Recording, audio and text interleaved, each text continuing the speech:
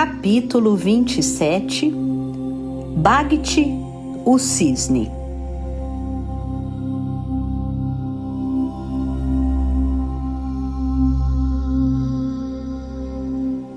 De pé sobre a proa, Ishtar observava o cair da tarde. Os faróis de Atlântida, os portões flutuantes, as gaivotas sublinhando o mar vespertino. Seu apetite pela batalha era legendário entre os querubins, que a batizaram de Fúria Dourada, não apenas pelos cabelos louros, compridos e ondulados, mas pela couraça peitoral que envergava, feita de ouro maciço. Do cinturão pendia uma espada de um só gume, a vontade do céu, que lhe permitia executar golpes precisos, capazes de cortar um adversário à distância.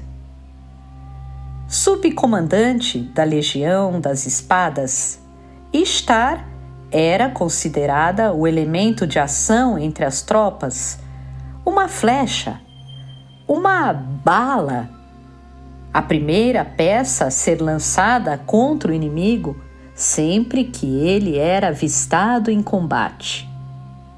Como tal, era de personalidade ousada, feroz e impulsiva, o que obrigava Ablon a contê-la às vezes, sobretudo, em ocasiões estratégicas. O Bhakti, cognominado o Cisne, uma das principais naus capitâneas atlantes, continuava estacionado no porto, sendo abastecido de provisões. O navio somava 240 metros de extensão, tinha 4 mastros, 3 âncoras e o casco feito com um tipo de madeira branca que justificava seu nome.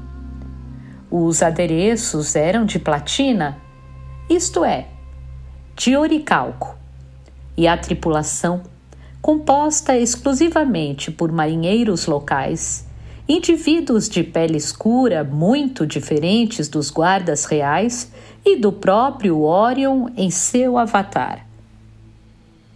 Os Atlantes estavam divididos em 2 clãs, ou linhagens: os Devas, que compunham a casta guerreira, mais claros e dos fios brancos, e os Asuras, de cútis quase negra e olhos anil ou violeta.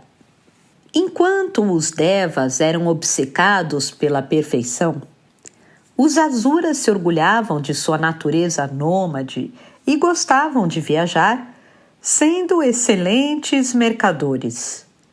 Foram os Asuras que fundaram a maioria das colônias ultramarinas, entre elas a da Lemúria e a de Aria, tendo gerado até filhos com os homens, os chamados arianos.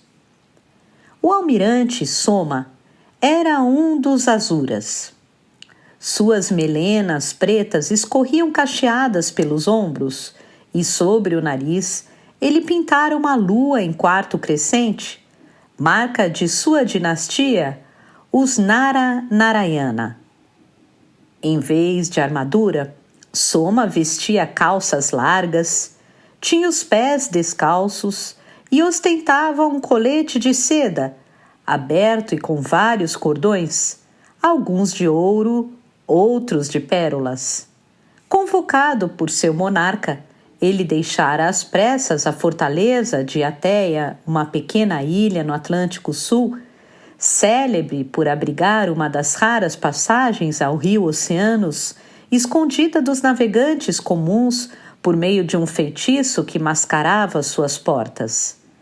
2 dias depois, a ordem fora cumprida e o Bhakti aportara na capital. Como convidado de honra, Ablon estava ao lado de Soma na ponte de comando do Cisne. O timão era controlado por um piloto ou timoneiro, sendo o capitão, nesse caso, o almirante, responsável por dar as ordens e organizar sua equipe, formada por 100 marujos, 15 alferes e 5 suboficiais. Ablon estava agradecido a seus anfitriões e particularmente encantado com os seres humanos que tinham um grande amor pela vida e sabiam gozá-la a contento. Soma lhe contara que o Bakhti era um cruzador militar, o que intrigou o general, que não vira armas no convés. Então, uma vez que a nau ganhou o oceano e passado o escarcéu da zarpada, ele resolveu perguntar: quanto tempo acha que levaremos até o porto de Tétis, almirante? O anjo reparou nas velas azuis que refletiam o sol do poente. Não tenho ideia de como as distâncias são medidas na Terra. Vou lhe mostrar. Soma apanhou um rolo de papiro e o esticou sobre um balcão. O mapa exibia não só as rotas de navegação, como também o tracejado dos continentes e dos mares antediluvianos. O reino de Atlântida, como Ablon agora sabia, era formado por um enorme arquipélago localizado no Atlântico Norte, e sua face oriental se estendia até o Estreito de Gibraltar, então chamado de Corredor de Hércules. O mar interior, atual Mediterrâneo, era na época mais largo e se conectava ao mar de Tétis, que cortava a Ásia em dois, terminando no mar da Rodínia, hoje mar do Japão. Portanto, quem detivesse o controle desse estreito dominaria todas as estradas marítimas. Estamos aqui. O almirante tocou um ponto específico do planisfério acima do Trópico de Câncer. Em menos de 2 dias, cruzaremos o mar interior. Depois disso, a viagem pode levar semanas, dependendo do vento e das condições meteorológicas. Parece que há algo de estranho nesse manuscrito. O Celeste reparou que a distância a partir de onde eles estavam até o mar interior e a seguir deste até o porto de Tétis era praticamente a mesma. Por que viajaremos primeiro tão rápido e depois tão lentamente? Se mantivermos a mesma velocidade, o trajeto será feito em 4 dias, mesmo sob tempestades e circunstâncias adversas. O mapeamento das vias atlânticas termina nos arredores de Nod. As vias atlânticas são o que nos permite avançar tão depressa sobre as ondas.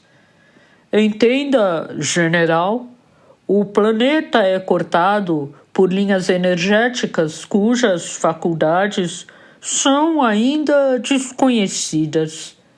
Nos nódulos mais fortes, onde mais de 4 linhas se entrelaçam, existe um obelisco, como aquele que você viu no palácio. Se um barco for capaz de navegar sobre uma dessas linhas, sem desvios, como estamos fazendo agora, todas as suas distâncias serão abreviadas. Como? Não sei.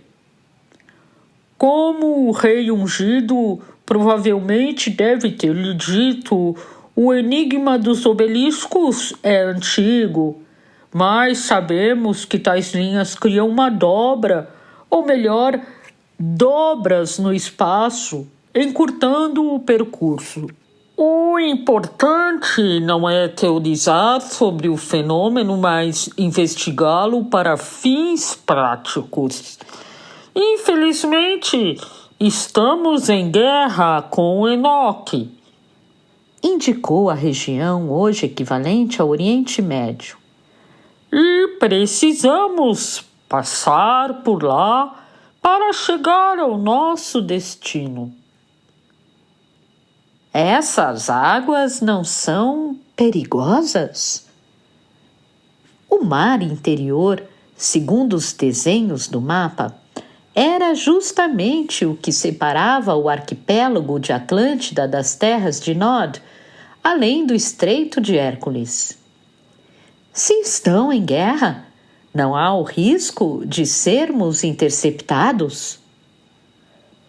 O risco sempre existe, e talvez por isso Sua Majestade o tenha enviado em um cruzador, em vez de despachá-lo em um navio mercante.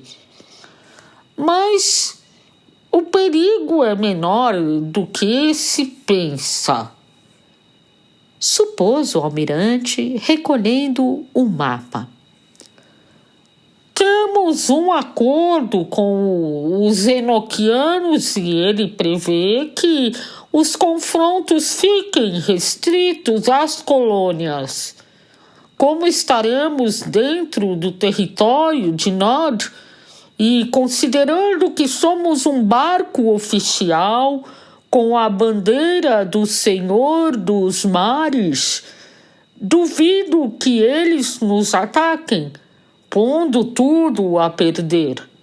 Além disso, o mar de Tétis é zona neutra, não pertence a nenhum dos dois povos.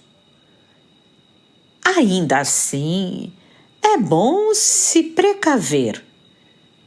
Como soldado, Ablon sempre raciocinava taticamente. Percebi que o cisne não dispõe de armas.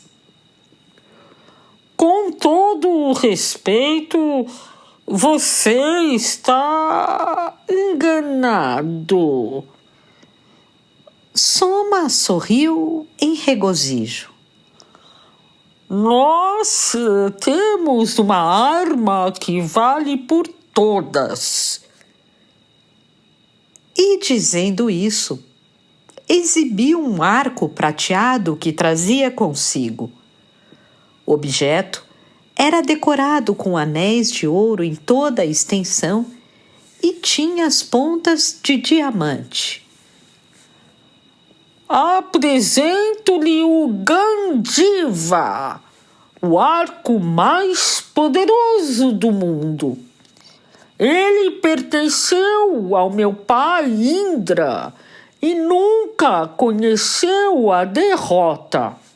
Suas flechas mágicas são infinitas e um só de seus projéteis é capaz de derrubar um muro de granito, esburacar a dureza do mármore ou perfurar o casco de uma fragata, pondo a pique qualquer embarcação, mesmo as nossas próprias naus capitâneas.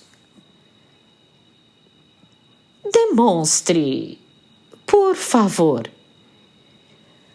Pediu o anjo genuinamente interessado em conhecer as propriedades da arma. Que tal naquela ilhota? Não posso. Soma não chegou a ficar ofendido, pois sabia que Ablon não perguntara por mal, mas acrescentou com a expressão séria. O Gandiva só pode ser usado a serviço da justiça, nunca por motivos pessoais.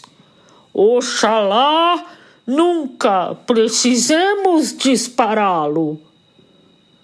Oxalá esta guerra Termine logo. Compreendo, almirante. O alado se desculpou e mudou de assunto. Será que poderia me emprestar alguns destes documentos? Apontou para os mapas que jaziam enrolados num tubo. Já que temos alguns dias para chegar a Tétis, pensei em estudá-los. Por que não fica com uma cópia? Tenho várias e meus cartógrafos podem preparar uma especial para você.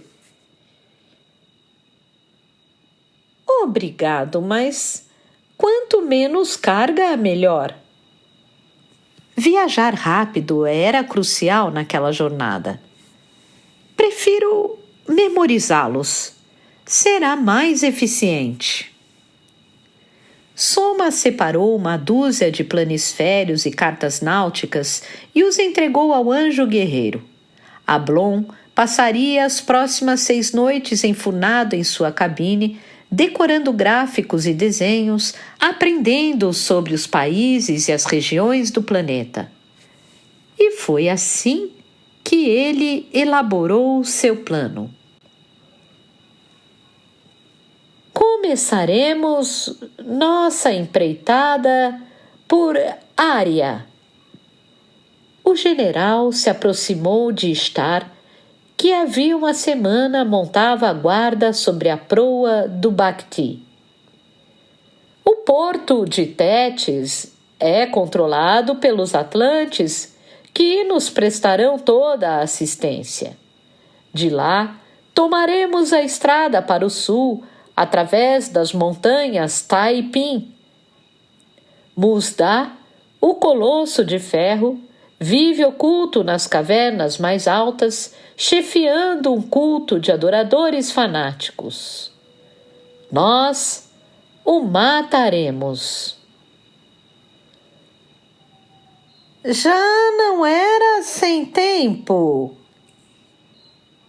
O comandante tocou o cabo da vontade do céu sem desviar a atenção do horizonte. Fazia 5 dias que eles trafegavam fora das vias atlânticas. O navio transpusera a costa de Nod sem contratempos e percorria agora o estuário que os levaria ao entreposto naval. Tétis é mais uma das colônias atlânticas? Não exatamente. Está mais para uma cidade livre. Ablon reproduziu o que Soma lhe dissera. Trata-se do maior empório deste tempo, mas esconde também uma trilha secreta que, segundo o almirante, sobe as cordilheiras ao topo do mundo até um posto de controle, de onde os súditos de Orion monitoram os obeliscos e suas fortalezas. Daí a necessidade de o rei manter uma guarnição permanente para defender essa entrada. Explicou, mirando-a de cima a baixo. Não prefere descer ao convés? O pior já passou? E mesmo se houver um ataque, está fora das nossas responsabilidades. Esta calmaria não me agrada. Entre os legionários, Star era famosa pela percepção afiada. Não me agrada nem um pouco. Tem algo errado, general. Ela seguia concentrada no mar, perscrutando o oceano e suas marolas. Sente este cheiro?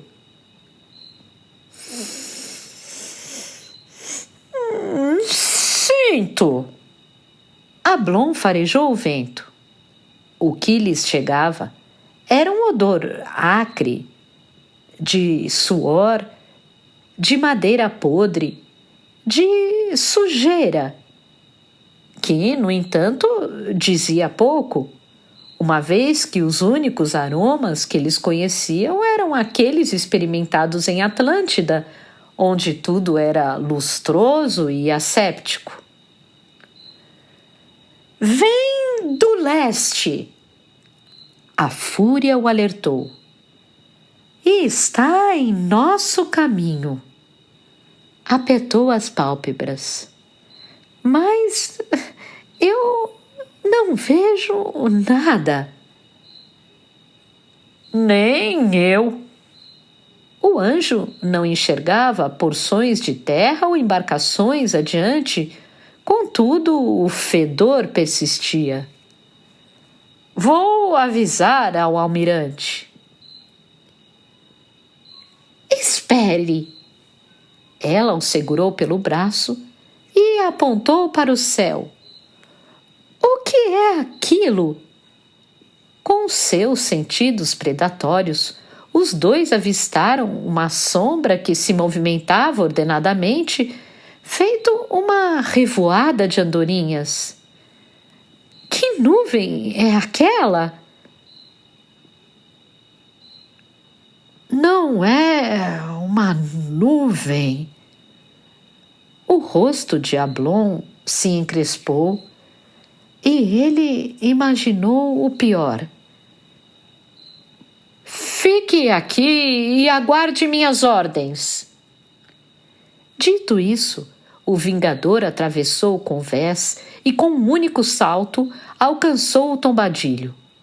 Encontrou Soma em sua cadeira de comando, supervisionando o trabalho dos pilotos, dos navegadores, dos marinheiros que caminhavam na popa. General! O Atlante reparou em sua expressão alarmada e imediatamente se levantou. O que houve? Veja! O guerreiro indicou a mancha que vinha crescendo a cada minuto. Soma virou-se para ela, sacou uma luneta e a espiou.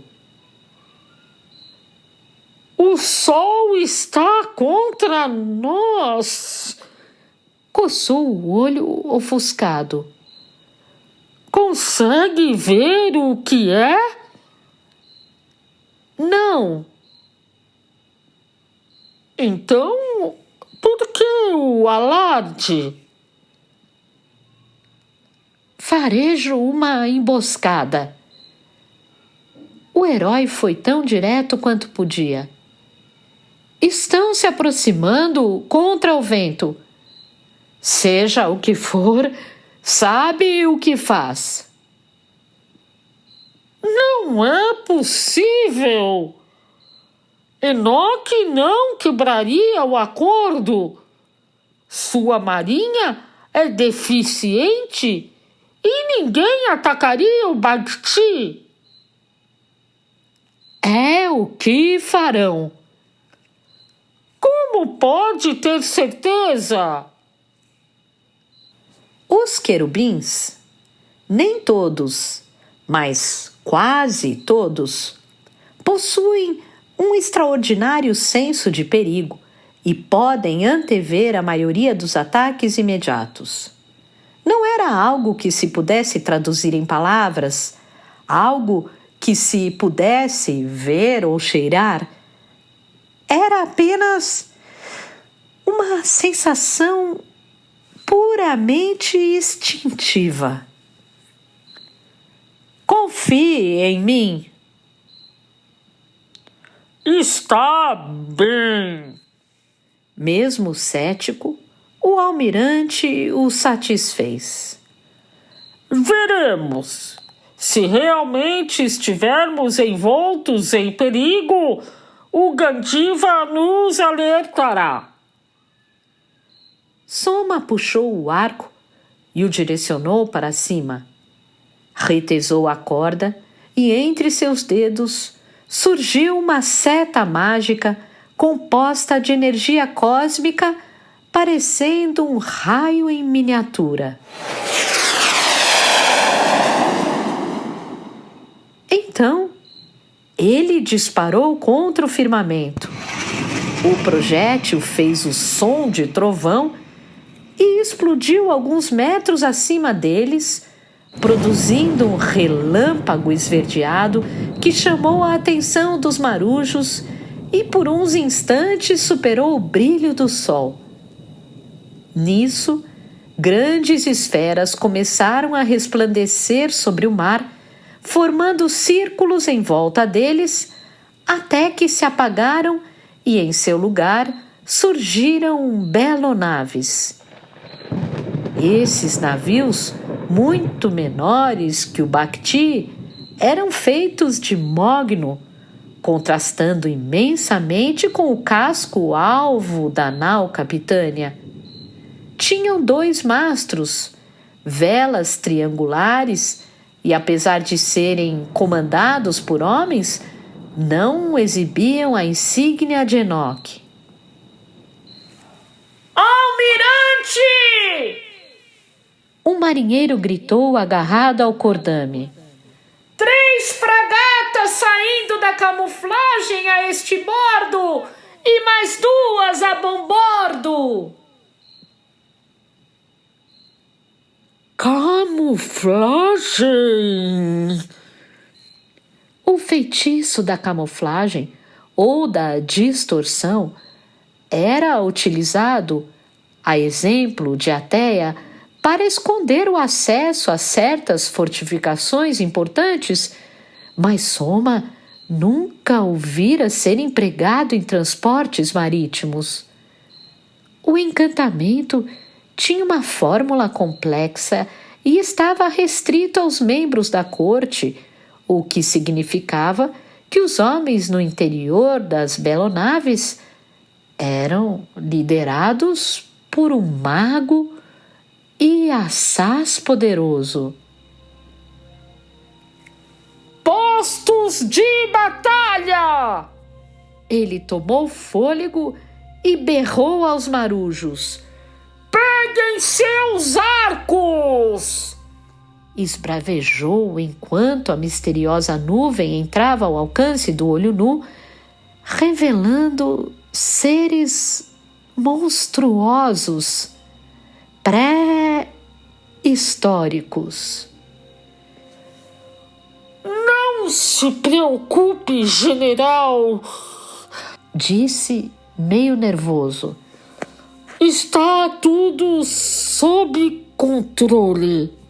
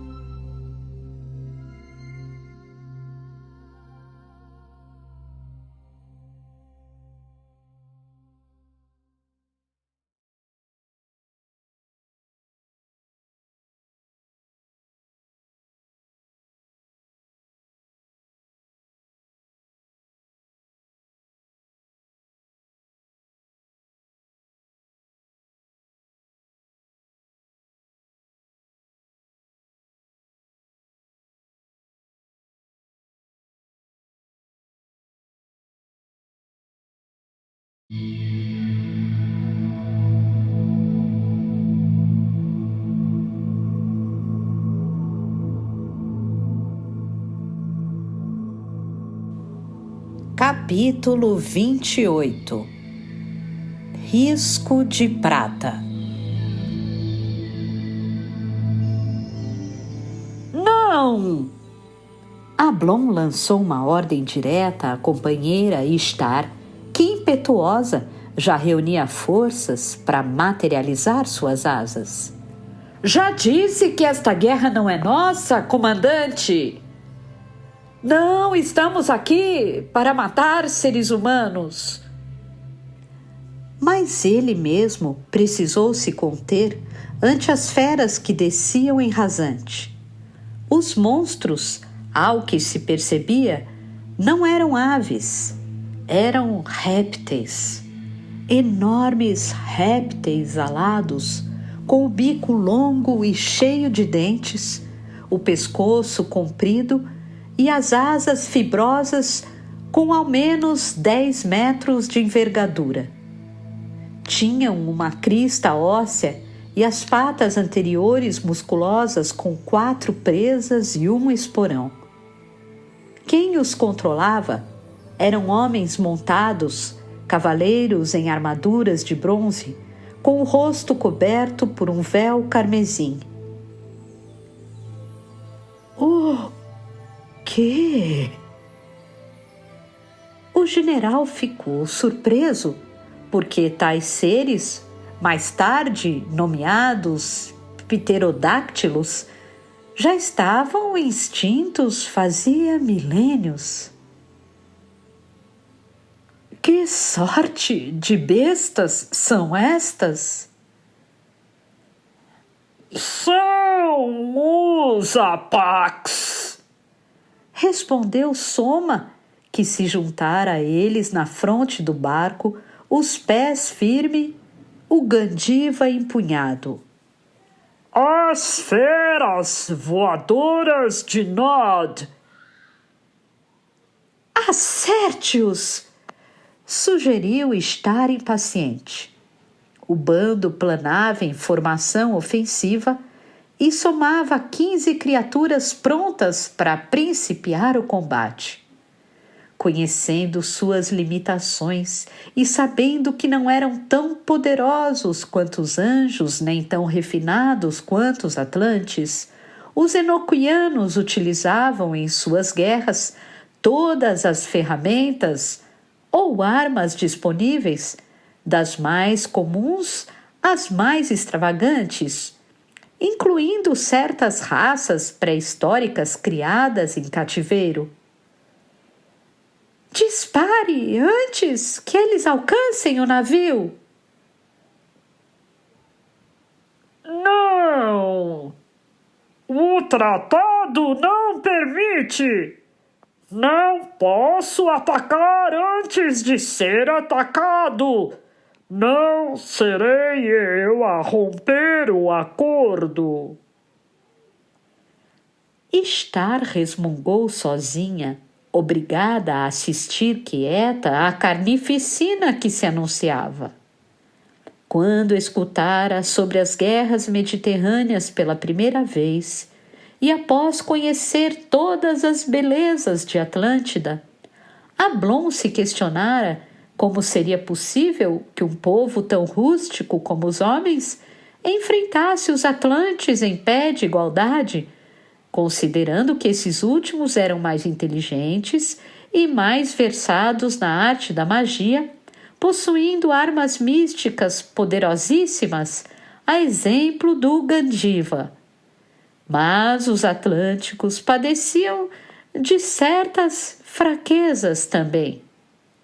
Eles eram sinceros, honrados e não conheciam a malícia, coisa que os homens tinham de sobra. Ademais, os enoquianos eram mais numerosos e não viam problema em despachar soldados à batalha, enquanto para os atlânticos cada guerreiro era especial e sua morte uma tragédia insuperável. Quem arquitetara aquela cilada, o general tinha certeza, previra a atitude de Soma e sabia que ele não derrubaria os Apax antes da primeira investida, o que lhe dava uma importante vantagem contra os Azuras, conhecidos pela pontaria e destreza. Desta feita, os pterodáctilos deslizaram sobre o Bacti, balançaram as asas, trazendo consigo um odor de poeira. Ablon e Star só tiveram tempo de rolar para o lado enquanto as feras passavam rente à sua cabeça. Soma se agachou, escapando das garras que quase o fizeram em pedaços. Mas isso era só o começo. Os cavaleiros de bronze conduziram os apaques à ponte do comando, onde as bestas com suas patas agarraram os oficiais, os cartógrafos e os timoneiros, esmagando-os e os largando do alto. Um dos répteis mergulhou como um arpão e usou a crista para decepar o mastro principal, que desabou sobre os marujos, matando 4, ferindo 9 e abrindo um buraco na superestrutura. Ishtar se ergueu, ávida pelo combate. Estava ansiosa como um tigre preso na jaula. Mais uma vez, levou a mão à espada. Nem pense nisso! Ablon reforçou sua ordem. Estamos em missão secreta. Se agirmos, os sentinelas nos descobrirão. A guerreira trincou os dentes. Estava proibida de revidar, mas o mesmo não se aplicava à Soma. O Gandiva conjurava um míssil sólido de energia e seu estouro era retumbante. Para não ensurdecer a tripulação, ele esperou pacientemente até que os monstros se distanciassem. Sacudiu o punho, esticou a corda, fez mira. O bando se afastou, contornou o horizonte e se posicionou para um novo assalto pela proa. O almirante aproveitou a oportunidade e efetuou o disparo. De seus dedos surgiu um projétil resplandecente que correu enviesado e detonou no meio da revoada como se um possante relâmpago a tivesse atingido. O fulgor obrigou anjos, homens e azuras a proteger a vista à medida que no céu mais da metade dos pterodáctilos era incinerada, seus cavaleiros destroçados. Dos 15 monstros, 11 foram mortos na hora, os 6 na dianteira, reduzidos a pó. 4 apaques escaparam e fizeram um desvio. Um deles inclinara-se demais à esquerda e perdera seu condutor. Ferido, incapaz de voar, o bicho despencou sobre o convés. O estrondo provocado pelo Gandiva o tonteara, mas ele fora treinado para avançar sem descanso. Então moveu as patas traseiras, andando como se fosse um morcego, espreguiçou as asas e entre elas surgiu sua cabeça.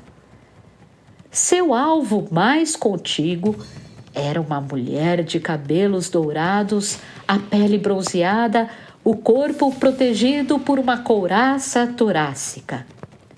Partiu contra ela com seu bico afiado e baixou a crista para estripá-la. O movimento teria liquidado qualquer pessoa comum, mas Ishtar agiu primeiro antes que o animal a tocasse. Sacou a vontade do céu e traçou uma linha de baixo para cima, empregando uma técnica que os querubins chamavam de risco de prata.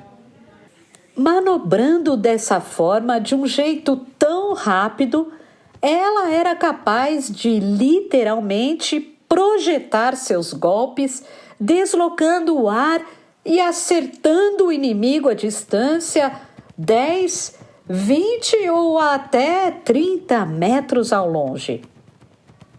O sabre refugiu, arranhou o piso e subiu feito um disco cortante.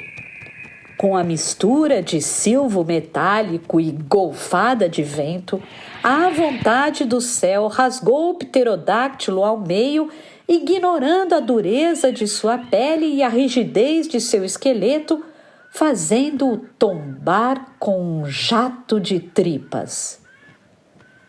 1/100º de segundo depois, a lâmina estava de volta à bainha, intacta, limpa e desprovida de sangue, pronta para chispar novamente. Ablon era contra a intervenção dos celestes nas guerras humanas, ainda mais naquelas circunstâncias, mas precisava se defender e se precipitou para ajudar a amiga.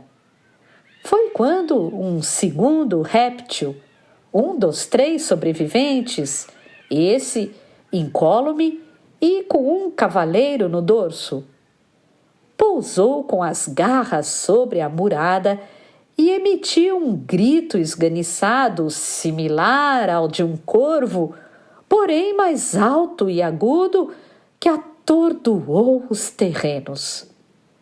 Em seguida, cheirou o vazio procurando por Soma, que ainda desnorteado jazia no chão paralisado, as mãos em concha ao redor dos ouvidos. O Apache deu 3 passos à frente, mas por sorte ou destino, o anjo guerreiro estava em seu curso.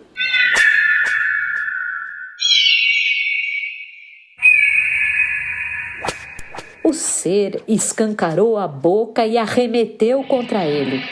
Ablon poderia ter usado a espada para afastá-lo, mas a Vingadora Sagrada continuava na bainha, de onde, aliás, até então não saíra. Numa ação de reflexo, jogou-se adiante, deu uma cambalhota e parou sob o ventre do monstro. Segurou-se ao arreio, escalou-lhe o pescoço e montou empurrando para longe o ginete que o controlava. O homem escorregou da sela e caiu no deck sem ferimentos, mas ao retomar a postura, foi alvejado por uma saraivada de flechas, todas disparadas pelos marinheiros atlantes.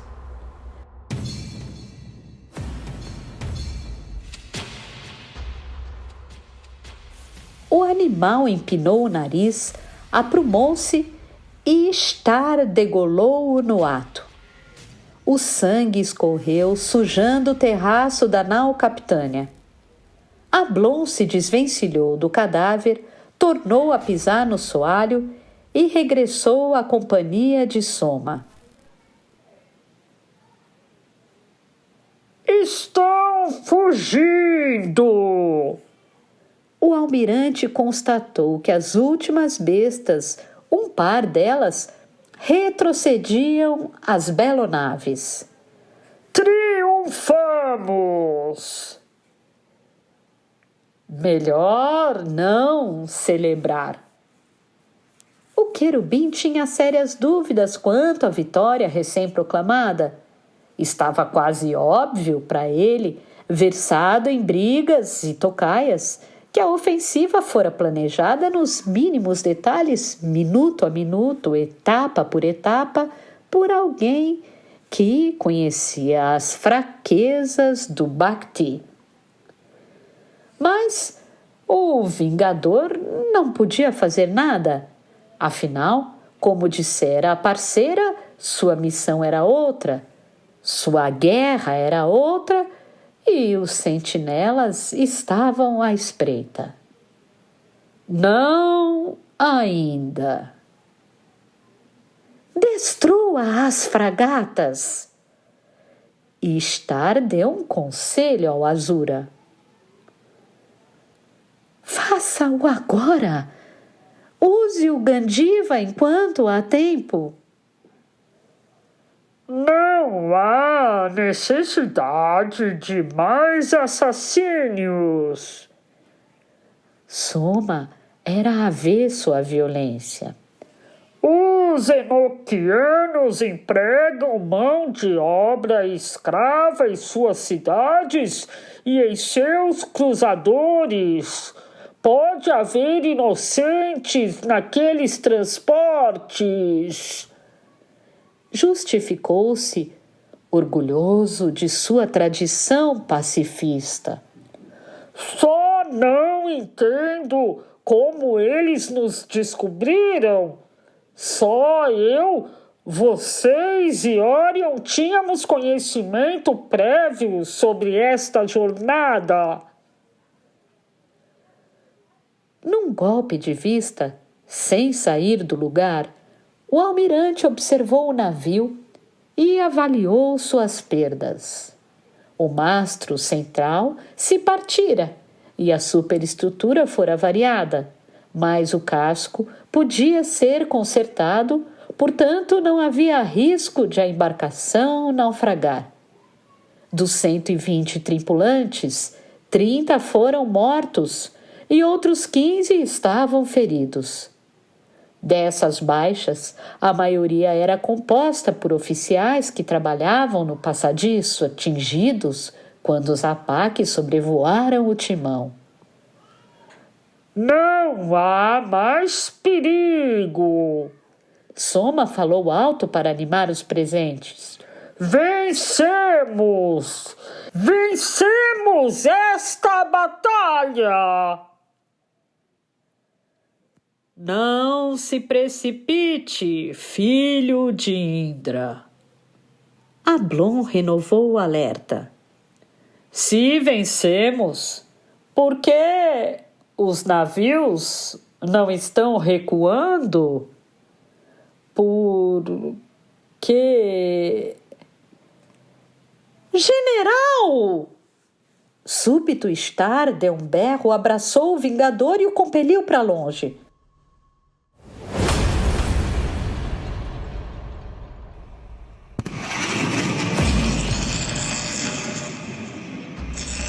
No próximo instante, uma esfera incandescente que fazia lembrar uma bala de catapulta apareceu como mágica a apenas 10 metros deles, despencando perigosamente do céu, soltando faíscas, descrevendo uma trajetória mortífera.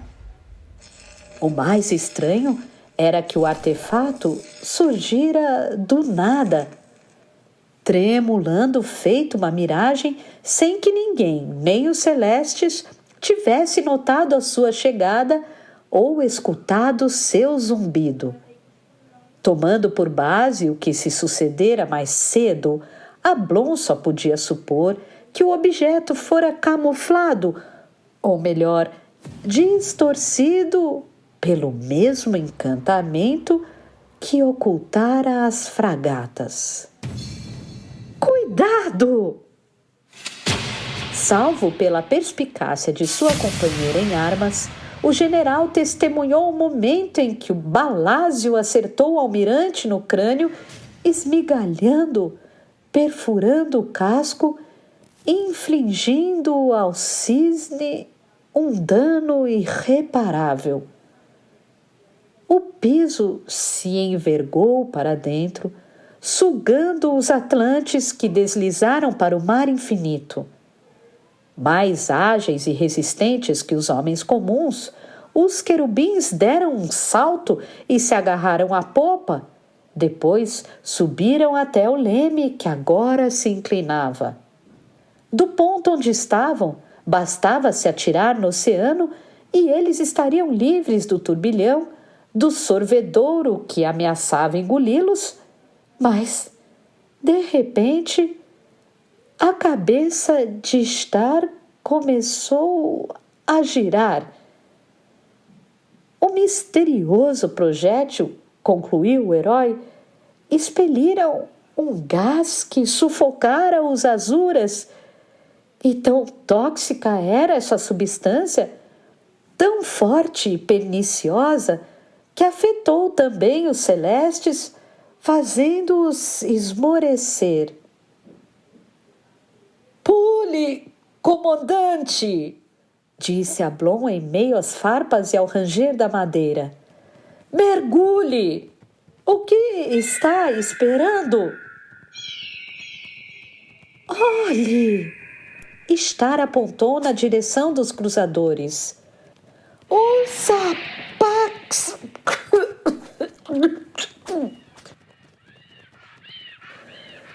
Soltou um pigarro, quase muda, asfixiada. estão retornando. Mas, ao dizer isso, seu corpo amoleceu e ela tombou sobre as ondas. O general a segurou e caiu junto.